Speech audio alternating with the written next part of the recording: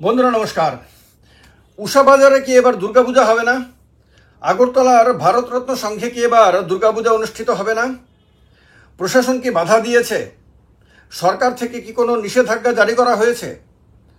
কোনো ধরনের নিয়ম নীতির বাধা বিপত্তি রয়েছে? এই প্রশ্নগুলো এই কারণে যে গতকালকে একটা স্থানীয় চ্যানেলের সংবাদে দেখলাম এলাকাবাসী ঐক্যবদ্ধ হয়ে তারা দাবি করছেন যে তাদেরকে অনুমতি দেওয়া হোক, তাদেরকে দুর্গাপূজা করতে দেওয়া হোক। তাদের ক্লাব এলাকার মধ্যে তারা চিরাচরিতভাবে গত 70 বছর ধরে তারা যে দাবি করছেন দুর্গাপূজা করে এসেছেন, সেটাতে যাতে কোনো বাধা না দেওয়া হয়। এলাকাবাসীর যে চেহারা দেখলাম তাতে বুঝলাম যে তাদের একটা সেন্টিমেন্ট, তাদের একটা আবেগ, তাদের একটা আকুতি রয়েছে দুর্গাপূজাকে নিয়ে। এবং এটাও বোঝা গেল কেউ না কেউ বাধা দিচ্ছে। এবং যেহেতু প্রশাসনের কাছে দাবি, তাহলে প্রশাসন বাধা দিচ্ছে। প্রশাসন কেন বাধা দেবে দুর্গাপূজায়? ভারতরত্ন সংঘের ক্লাব সম্পাদকের হত্যাকাণ্ড হয়েছে, সে নিয়ে পুলিশ তদন্ত করছে। সে নিয়ে ক্লাবের যে বিল্ডিং ছিল তারই সম্ভবত পরিপ্রেক্ষিতে বিল্ডিংটা ভেঙে দেওয়া হয়েছে। এই সমস্ত ঘটনা একদিকে রাখি, সে হত্যাকাণ্ড তদন্ত চলবে, দোষী যারা তাদেরকে শাস্তিও দেবে ইত্যাদি একটা আইনি প্রক্রিয়া, আইনি এবং বিচার প্রক্রিয়া, সেটাকে সাইডে রাখি। আর একদিকে রাখি দুর্গাপূজা। দুর্গাপূজা কোনো ক্লাবের সম্পত্তি না। দুর্গাপূজা সব মানুষের সম্পত্তি। দুর্গার সঙ্গে সব মানুষের আবেগ, শিশুদের থেকে শুরু করে বৃদ্ধ পর্যন্ত প্রত্যেকটা মানুষ যারা মা দুর্গাকে বিশ্বাস করেন, দুর্গাকে মা হিসেবে দেখেন এবং দুর্গা মাকে কেন্দ্র করে তার মধ্যে আবেগ রয়েছে, এটা তাদের প্রত্যেকের বিষয়। এবং তারা প্রত্যেককেই রোমাঞ্চিত হয় যখন দুর্গাপূজা আসে। আমি নিজে, আমার মনে আছে যখন ছোট ছিলাম, দুর্গাপূজা আসার 2 মাস 2.5 মাস আগে থেকেই কাউন্টডাউন শুরু করে দিতাম। দুর্গাপূজার আর 90 দিন আছে, দুর্গাপূজার আর 89 দিন আছে, আর 88 দিন আছে। এইরকমভাবে আমরা আমার মতন ওই সময় যারা ছোট যারা ছিলাম, তারা সবাই মিলে এইটাই করতাম। এই 3 মাস 4 মাস ধরেই শুধু দিন গুনতাম, একটা করে দিন কমছে, দুর্গাপূজায় গিয়ে আসছে, আর বেশি করে রোমাঞ্চিত হতাম, উত্তেজিত হতাম, উত্তেজনা ছটফট করতাম দুর্গাপূজা আসবে। আর যে ক্লাবের মধ্যে দুর্গাপূজা হতো সেই ক্লাবের এলাকাতে প্রত্যেক দিন একবার করে ঢু মারতাম। ক্লাবে প্রস্তুতি শুরু হয়েছে কিনা, প্যান্ডেল বানানো শুরু হয়েছে কিনা, কখনো ক্লাবের ভেতরে মূর্তি তৈরি করা হতো, সেই মূর্তি তৈরি করা, মূর্তিকে সাজানো, প্রত্যেকটা ঘটনা দেখতাম, 2 চোখ ভরে দেখতাম, অবাক বিস্ময়ে তাকিয়ে থাকতাম এবং এর থেকে কি আনন্দ নিংড়ে নিতাম। আকাশ বাতাস, ফুলের গন্ধ, বাতাসের গন্ধ, সব কিছু খুঁজে বেড়াতাম। দুর্গাপূজা আসছে তো একটা আলাদা পরিবেশ, একটা আলাদা মোহময় পরিবেশ, এবং তার মধ্যে সবটাতেই আনন্দ। সে আনন্দটা আমরা সবাই খুঁজতাম। তাহলে বাচ্চারা আজকের দিনেও সেটা করে। সেটা যদি শিশুবেলার যদি প্রত্যেকের চরিত্র হয়, প্রত্যেকের যদি স্বাভাবিক এটা আকুতি হয়, তাহলে আজকের দিনে শিশুরাও সেমটা করে। তাহলে আজকের দিনে শিশুদের মধ্যে সেই উষা বাজারের ক্লাব এলাকাতে, ওই এলাকার মধ্যে যে শিশুরা রয়েছে তাদের মধ্যেও সেম রয়েছে। তাদের চোখে মুখে সেই কৌতূহল থাকবে, দুর্গাপূজা আসছে, দুর্গাপূজা বলে বা ভেবে তারা আনন্দে উত্তাল হবে। তো সেই শিশুদেরকে বঞ্চিত কে করছে? প্রশাসন, সরকার, কেউ কি ওই শিশুদের কাছ থেকে একটা বছরের সেই মোহময়ী দুর্গাপূজা কেড়ে নিতে পারে? কেউ কি তাদের আবেগটাকে এই জায়গায় স্তব্ধ করে দিতে পারে? পারে না, কেউ পারে না, বিশ্ব ব্রহ্মাণ্ডে কেউ পারে না। দুর্গাপূজা এত গভীরে প্রথিত রয়েছে আমাদের, এত গভীরে। কেউ যদি বলে দুর্গাপূজা আমাদের রক্তে মেশানো, তাহলে বোধহয় কম বলা হবে। আমাদের ডিএনএতে মেশানো, তাহলে বোধহয় কম বলা হবে। আমাদের আত্মার সঙ্গে মেশানো, তাহলে বোধহয় গিয়ে হয়তো ঠিক হতে পারে। দুর্গাপূজা আমাদের আত্মার সঙ্গে মিশে আছে। দুর্গাপূজা মানে আমাদের জীবনের সব কিছু। সারাটা বছর মানুষ দুর্গাপূজার জন্য অপেক্ষা করে থাকে। দশমীর দিন হাজারো না লক্ষ না কোটি বাঙালির বুক ফেটে যায়। মা চলে যাচ্ছেন, মাকে বিসর্জন দিতে গিয়ে তার বুক ফেটে যায়, তার ভেতর থেকে কান্না বেরিয়ে আসে।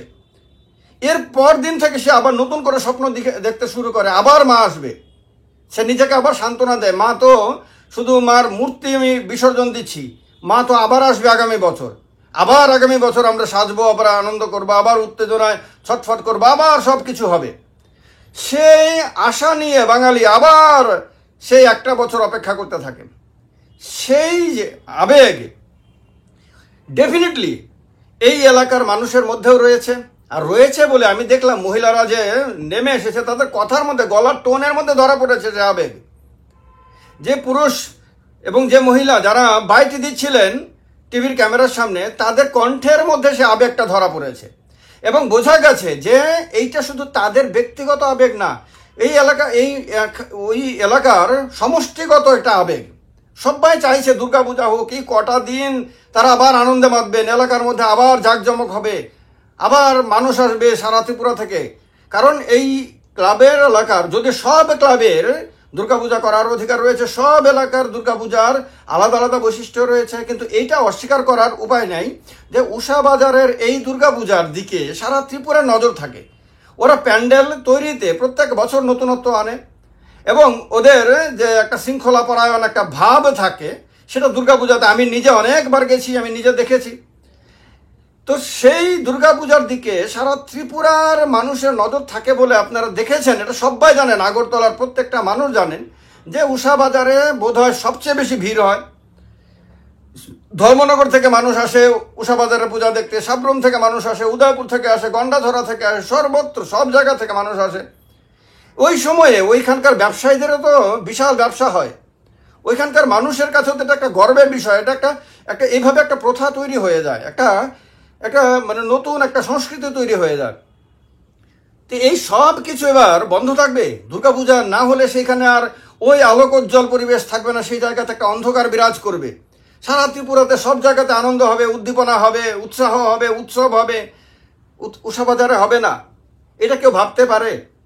এসডিএম সাহেব বা ডিএম সাহেব যারাই আছেন, বা চিফ সেক্রেটারি সাহেব যারাই আমার এই ভিডিও শুনছেন অথবা শুনবেন, আমি জানি যে আপনারা নিজেরা যদি নাও দেখেন তাহলেও এই ভিডিওটা কোনো না কোনো অফিসার আপনাদের দৃষ্টিতে নেবেন, কারণ এটা ব্যতিক্রমী। আর কেউ এই ধরনের কথাবার্তা বলে না সাধারণত আমাদের রাজ্যের মধ্যে।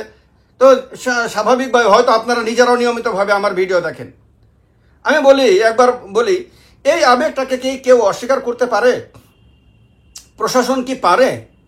প্রশাসন তো মানুষের জন্য, সরকার তো মানুষের জন্য, মানুষই তৈরি করেছে প্রশাসন, মানুষই সরকার তৈরি করেছে, এই পুরো ব্যবস্থাটা মানুষই তৈরি করেছে, মানুষ নিজের প্রয়োজনে তৈরি করেছে।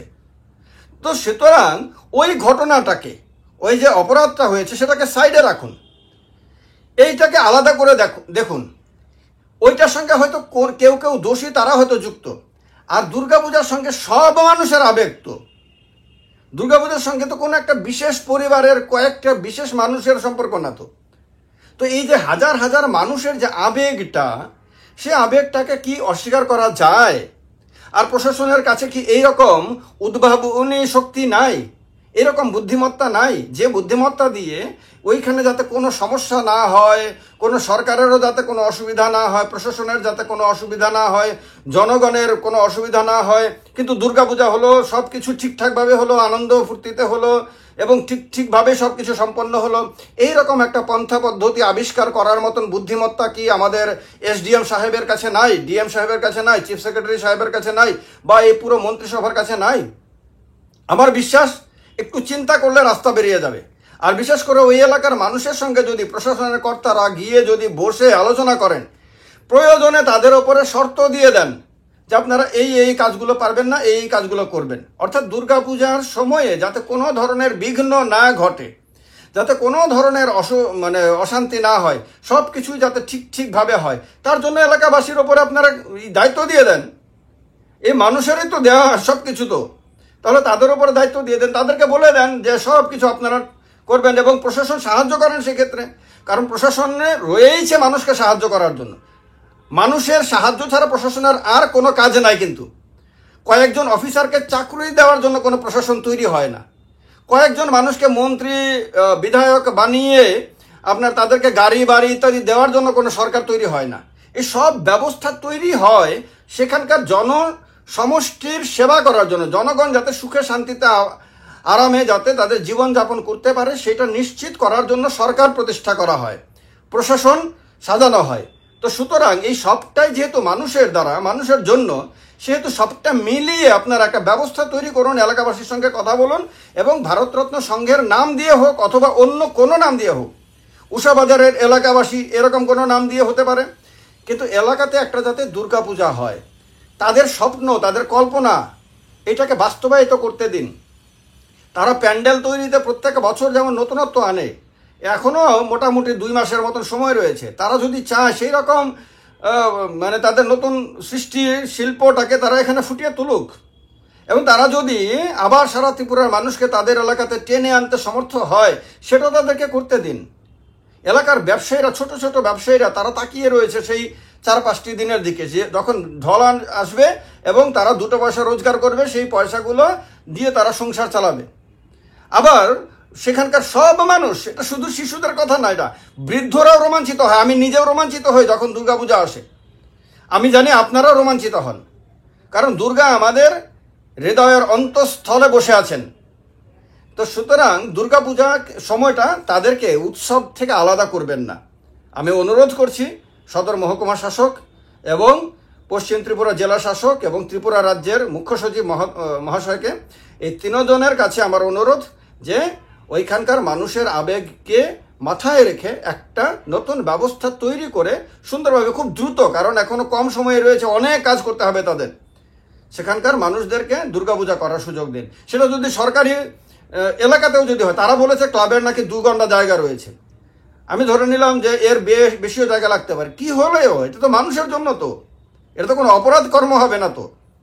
তো সুতরাং এখানে করার জন্য তাদেরকে একটা ব্যবস্থা করে দিন, দুর্গাপূজাটা হোক, তারাও আনন্দ করুক। সারা ত্রিপুরার, সারা পশ্চিমবঙ্গ, সারা আসাম, সারা ভারতবর্ষে এই কটার সময় উৎসব থাকে, এবং বাঙালিরা সারা পৃথিবীর যেখানে রয়েছে সেখানেই দুর্গাপূজা হয়। এই সময়ে এরা যাতে বঞ্চিত না হয়, এদের ঘরে যাতে সেই কষ্টটা যাতে না থাকে, এবং সেখানকার এলাকাবাসীর মনের মধ্যে যাতে একটা অভাব বোধ না থাকে, আর একটা যন্ত্রণা যাতে না থাকে, এটা থেকে তাদেরকে মুক্ত করে দিয়ে তাদেরকে এই কটা দিন আনন্দ করার সুযোগ করে দিন। এই অনুরোধ আমার সমগ্র ত্রিপুরা রাজ্য সরকারের কাছে রয়েছে। ওই এলাকার আমি বাসিন্দা না, ওই এলাকার ক্লাবের কোনো সদস্য আমি না, কিন্তু তাদের আবেগটা আমাদের সব্বার আবেগ, দুর্গাপূজার আবেগ, কমন আবেগ। এই কারণে আমি স্বাভাবিকভাবেই তাদের হয়ে তাদের মনের কথাটা আপনাদের সামনে তুলে ধরলাম। আমার বিশ্বাস আপনারা এই কথাটাকে গুরুত্ব দেবেন, এবং আমার বিশ্বাস যে তাদেরকে তাদের জীবনে আবারও যে কদিন তারা কষ্ট যন্ত্রণা ভোগ করেছে সেটা থেকে তাদেরকে মুক্ত করে আনন্দ উৎসবে তাদেরকে ডুবিয়ে দেবেন। এ কাজটা করবেন, বিশ্বাস রাখি। ভালো থাকবেন সবাই, সবাইকে দুর্গাপূজার অগ্রিম শুভেচ্ছা। ভালো থাকবেন, নমস্কার, জয় হিন্দ, জয় মা দুর্গা।